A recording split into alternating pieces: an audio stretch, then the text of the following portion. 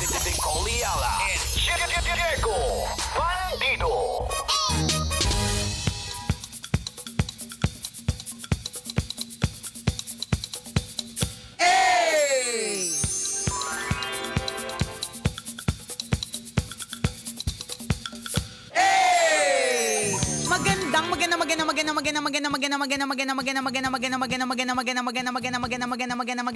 Magandang tanghali. Kumikinang na ulo, Diego Bandido.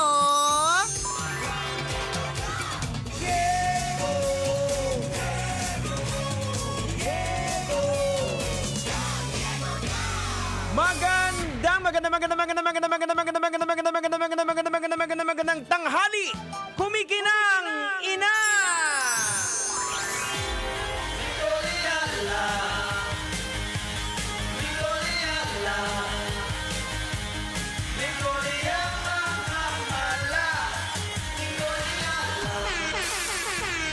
Una sa lahat, gusto nating magbigay ng isang bonggacious na shoutout sa Trinity University of Asia. Yay! Congratulations unang-una sa lahat, syempre. Sa kumikinang ina. Salamat ng Pangilan marami. mo na to? Grabe, ang dami Dami ko mo ng ng kabayo. This is a super duper great sign because it's the year of the horse. Tama. So ibig sabihin sisipain talaga tayo ng sandamukal na grasya. Correct. Let's go! At syempre, bukod po dyan sa pagiging best Female hot, DJ. Hindi. Hot Best mama. Ano ba yan? Kasi pinipilit yung hot mama, wala naman nakalagay dito na hot mama. Female disc jockey of the year. Ayan. Nicole Ayala, thank you so much. Ito naman po ay FM's radio station of the year. Ayan, Love sa Radio. Love Radio.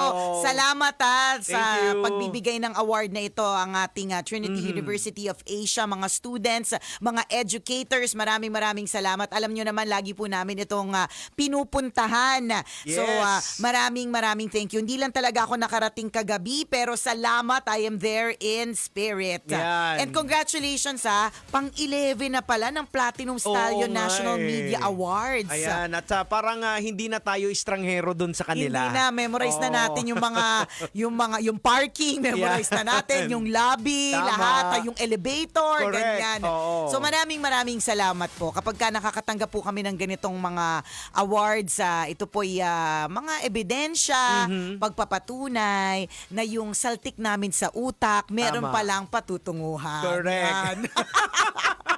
Salamat ng marami. Ayan, sa lahat po ng mga bumubuo, sa mga estudyante doon at sa mga teachers, maraming salamat. Correct. Chula luto lang halong eklavu. And speaking of Saltek, kaya po ako hindi nakapunta kahapon dito sa Stallion Awards. Kasi nakasabay niya yung inorganize namin na press con para sa Mayat de la Rosa Ayan, kay Fine Madam Jewelry. Mayet. Oo. Kasi nag-launch sila ng bagong collection ng diamonds, ng Monaco, and yung mga gold bars. Ganon. Yun kasi yung mga bago ngayon. Nakakatawa lang kasi unang lumabas yung mga models, mga ang hihinhin, Okay. ang hihinhin, ang ninipis, ang sisikip. So unang lumabas yung mga mag-model ng Monaco collection. Ayan. Tapos sumunod na lumabas yung mga mag-model ng diamond collection. Tapos ako kasi yung magmo-model ng gold bars. Una, hindi ko nakuha kagad yung gold bars. Pangalawa, kung saan ko kukunin yung gold bars, nakasusi ng malupit. Alam mo yun? Yung alam mong parang may saltik yung kukuha. Delikado to. Nakakatawa lang kasi parang from mahinhin to balahura.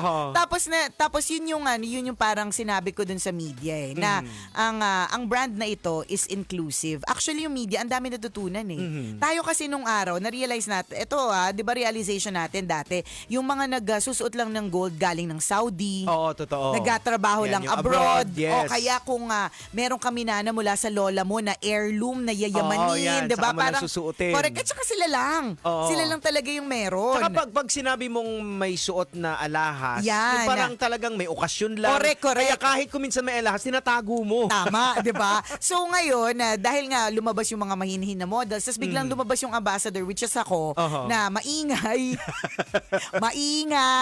hindi mahinhin, hindi masikip. It's a proof na yung brand is inclusive. Ano ibig sabihin ng inclusive? Kahit sino. Kahit sino, Oo, pwede. hindi ito para lang sa mga mahinhin. Hindi ito para sa mga masisikip. Hindi ito para sa mga mayayaman lang at mga alta. May collection ng mga gano'n, na pang-alta. Pero meron ding mga collection na afford. Oo, kasi ang ginto kasi dati, tinitingnan siya as parang luxury. Hindi nila nakikita na ang ginto is a form of investment. Correct, hindi. At maganda kasi may social media na, may digital. Meron ng ways to tell the people na hindi lang siya luxury. Oo naman luxury siya. Oo naman elegante siya, ganun. Yes. Pero may purpose. Yan. May purpose to. Yung mga tipong kapag ka gusto mo nang kalimutan yung ex-jowa mo na binigay yung bracelet na yan, pwede mong isanla or pwede mong ibenta ulit. Tapos palitan ng iba. Palitan mo ng bago. Wala nang alala, wala nang memory. Totoo. Hindi kasi alam mo, eto naalala ko lang yung natatanda mo si Kuya Alex, yung inchik na umiikot dito noon, nagbebenta ng mga alahas, 'di ba? Tapos syempre siguro nag-retire na yung anak niya na. Dito. Si Robert. Memorize na natin lahat 'yan. Isa sa mga hindi niya makakalimutang kwento ko nung bagong DJ ako. Hindi ko makakalimutan yun, Jegs. Kano lang yung sweldo ko noon. Wala pa akong endorsement masyado. Tapos, lang ako. Ang dami kong racket noon, pero rumaracket lang ako para sa pandesal, libreng kape, tsaka coke, diba? Tapos, bumili ko ng bracelet. Hindi ko makakalimutan, 7,500. Para sa jowa ko noong time na yon. Alam mo, ang hindi niya makalimutan na kwento ko is that hiwalay na kami ng jowa ko. Binabayaran ko pa. Hinuhulog-hulugan ko pa. Ganyan po si Nicole. Ganyan po ako magmahal. Kahit hindi ko alam kung saan kukunin yung pambayad. 'Di ba? So, hindi niya yung makalimutan. Parang lagi niyang kinikwento yon sa mga tao. So, kasi yun nga parang may feeling ako dati na kung alam ko lang na bracelet dati, isipin mo bracelet 7.5, may bracelet ka na medyo makapal yun na parang parang galing talaga ng Saudi yung datingan, ganyan. Ngayon yung 7.5 mo, wala pa nga 1 gramo Pwedeng siguro pair of earrings na medyo maliit, ganyan. So ibig sabihin, nag-change through time, pwedeng yung mga natatago nyo po ng mga alahas. Kaya alam mo yung press ko na medyo nagtagal. Kasi yung mga press parang very interested din sila na oo nga no. Kung meron pala akong mga alahas na luma, tapos wala nang pares, nakatabi lang. Correct, ibebenta ko siya ngayon, tapos ititimbang 'di ba? Kumita ka pa. Correct. 'Di ba? Yung mga ganon. Well, yun naman yung maganda sa mundo natin ngayon Nagkakaroon na tayo ng kaalaman. Correct. Oo, Yun nalalaman na natin yung mga bagay-bagay na iilan lang ang dati nakakaalam. 'Di ba? So yung literacy pagdating sa ginto ngayon, mas malawak na. Correct. Oo, kasi dati talaga pag sinabi mong ginto ay mayaman lang yan. Ano lang yan, pamporma, pang-arte. Tama, correct. Arte lang yan. Okay, o di naman kaya grabe, minana sa lola, 'di ba? May kwento. Alam mo yung parang may kasamang multo yung kwintas na ipinamana sa may ganung kwento Wala sa picture doon pag may mga alahas, kapag may gold ka, yung investment pala. Wala. Magagamit mo siya in case of emergency. Correct. Wala ganun Walang ganun pag-iisip Oo. Diba? Tapos ngayon meron na. Ganun bumubukas ng ating mga kaalaman. Yan naman po yung mabuti. Speaking of kaalaman, minsan kasi tayo, yung bang naiinis tayo sa development, sa evolution, hindi tayo makasunod, 'di ba? Well, hindi mo naman kailangan sundan lahat. 'Di ba? Piliin mo lang kunyari piliin mo lang yung mga makakatulong talaga sa'yo. Kasi mahirap sumunod sa lahat, Or intindihin mo lang. Ayaw mo man sundan, basta naiintindihan mo. Para hindi ka naman mahuli. Oo. Kasi baka mamaya kung hindi mo iniintindi yung mga bagay-bagay, binibenta ka na pala sa mga binubugaw ka na pala. Hindi mo pa alam. Kasi ang evolution, hindi natin mapipigilan yan Hindi. Oo. Sabi ko nga, ito lagi ko sinasabi, hindi na po tayo babalik sa mundo na walang tsinelas. Hindi na po tayo babalik sa mundo na walang soft drink. links. Correct. At hindi na rin po tayo babalik sa mundong walang internet. Tama. Wala, it will never happen. Oo. So, patuloy lang na mag-e-evolve, patuloy lang po tayo na magde-develop. Pero, wag kang ma-pressure at matakot na parang sundan lahat. Oo. Kasi ang bilis ng mundo, ha? Ang bilis ng mundo. Sobra. Yung isa ko nga yun lagi nagbebenta sa akin ng cellphone, kaka-message lang sa akin. Sabi niya, Madam, magpi-pre-order ka na ba ng S26 Ultra? Hindi pa nga ako tapos hulugan yung mga una eh. Di ba kasi ang bilis? So, lalo na sa technology, Correct. sobrang bilis. Hindi ka pa tapos maghulog dun sa inuhulugan mo, may lumabas na bago. Tama. Kaya, it's okay to embrace technology. Sabi nga ni Jegs, kahit hindi mo sundan, intindihin mo siya, mo di ba? lang. Pero wag ka din masyado magpa-pressure to the point na, una, namumulubi ka na Correct. para lang Saka yan. makasunod. Oho. Kasi hindi ka talaga makakasunod. Tama. Piliin mo lang. Di ba parang katulad ng mga, mga iniidolo. Noon kasi ang mga iniidolo lang natin, nasa larangan ng movie. Nasa larangan ng, ng teatro, ganyan. Ayan, oho. Ngayon, di ba, sandamo ka lang vlogger. Oo, yan, iba sandamo na ka lang influencer. Sandamo ka lang content creator. Oo, dati kasi may common ground pag sinabi mong halimbawa, Piolo Pascual. Correct, Ayan, kilala ng lahat. Ngayon, merong time na pag, sino yun? Ba't Sino tinitili? yan? Bakit tinitilian? Tapos, check mo yung check mo yung, syempre, na-curious ka. Oo. Check mo yung social media. Hala ka, milyon-milyon. Ayan. Diba? So may parang may segregation na etong crowd na to, may certain crowd siya. Yes, oo. Meron siyang certain niche market. Oo, yun. Ika nga, meron siyang particular na audience, Oo. 'di ba? So, ibig sabihin nun, hindi mo kailangang sundan lahat. Kasi kung hindi ka naman nagmamarathon, ba't mo susundan yung mga influencer sa pagmamarathon? Tama. Hindi. 'Di ba? Kung ayaw mo nga sumakit yung ulo mo, di lahat ng article, memes at video tungkol kay Alvin Aragon, di i-block mo, 'di ba? Tama. Nakakaloka na sa algorithm ko siya. Buisit. Nakakainis. Nakakaloka. 'Di ba? But you have an option. 'Di ba? Hindi katulad, tama ka eh. There was a time na lahat tayo Sharon yan, Noran yan, Oo. Vilman yan. Oo. Kasi yan lang yung mga kilala natin. But there came a point nung nauso na ng matindi tong social media na may isang beses na meron kaming naging usapan na in the past ng tambalan na hindi niya kilala si John Lloyd Cruz. Bata to. Hindi niya kilala si John Lloyd Cruz tsaka sino ba yung si Yeng Constantino. Na parang, ba't hindi mo kilala? Pero kasi yun nga, younger sila, ang dami ng options. Tsaka iba na yung parang yung layer ng mga tinitingnan nila, iba na True. Nahuli na yung sa atin, parang ancient na Oo, may mga ganon. Pero wag ka ma-pressure. Sundan mo lang yung tingin mong karapat-dapat. Tama. Ganon.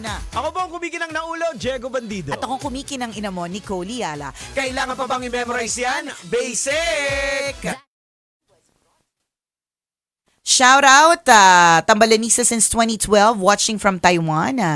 Hindi na po ba babalik si Chris? Ayan, di natin alam ang mga sunod na mga pangyayari, Ayan, mga wala kabisyo. po tayong hawak sa correct, hinaharap. Totoo. Oo. 'Di ba? Nung naghiwalay kami, wala nakapagsabi. Oo. Nung naging tambalan kami ni Diego, wala rin nakapagsabi. Kaya hindi ko rin masasagot yung tanong na yan. Yan. Shoutout kay Lola Lourdes from Muntinlupa. Ayan, kay Evelyn Kaingit. Ayan, good PM, ma'am sir. Lagi po kami nakikinig sa inyo. Salamat! Thank you. O, i-shoutout din natin yung bisita natin ngayon. Ayan, oo nga. Hello! Hindi ko nakuha yung pangalan mo. Ang pangalan niya uli?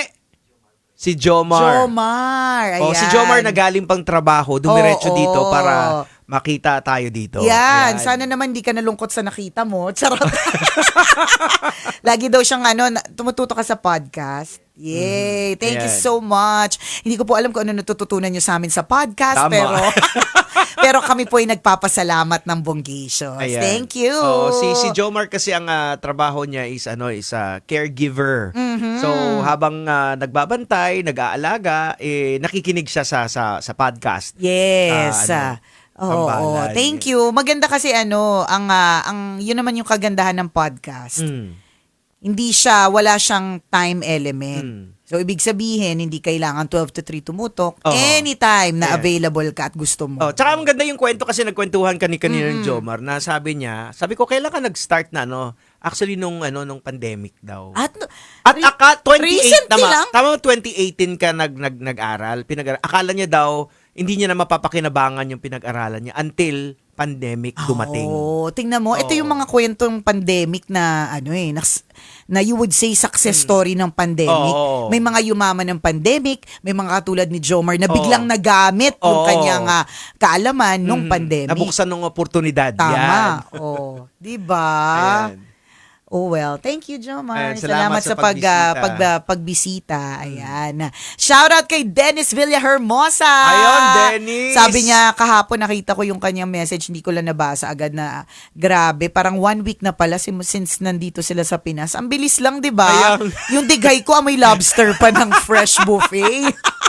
Tapos nandiyan na kayo ulit sa Australia. Oo, balik na uli. Oo, Ayan, shout out po salamat. sa inyo. Kaya Carla Lorenzo, thank you so much sa pagtutok. Jo Marie Montoy, salamat po ng bongga. Ayan. Thank you. Thanks. Salamat po sa inyo lahat. O siya, mamaya uli. Mamaya ulit, kwento na may wagang burnay mga kabisyo, kaya antabayanan niyo po yan. Bye. Bye-bye!